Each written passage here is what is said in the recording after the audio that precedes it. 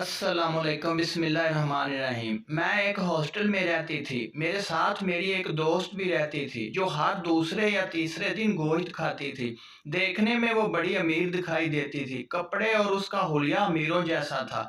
हमेशा वो pant shirt और मॉडर्न किस्म के कपड़े पहनती थी। मुझे उसे देखकर बड़ी एहसास कमतरी होती और मैं तो गोश्त महीने में एक आध दफ़ा खाती, वो भी जब घर जाती। मगर वो हर दूसरे या तीसरे दिन भुना हुआ गोश्त खाती। मैंने खुद को बहुत समझाया मगर फिर भी दिल चाहता था जैसे वो रहती है मैं भी वैसे ही रहने की कोशिश करूं।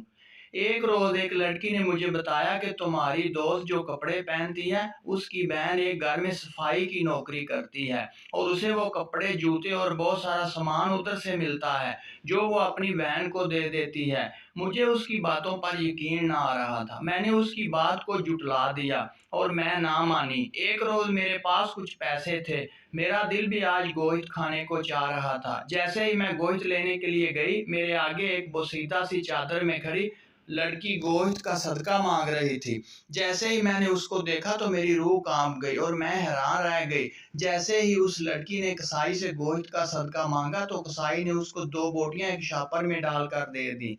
वो लड़की पलटी तो मैं हैरान रह गई। वो मेरी दोस्त ही थी जिसने अपना झूठा भरम मेरे और दूसरों के सामने बनाया हुआ था। अगर आपको वीडियो अच्छी लगे तो प्लीज़ प्लीज़ चैनल को ज़रूर सब्सक्राइब कर दीजिए ताकि हमारी हर वीडियो आप तक पहुंच सके। शुक्रिया।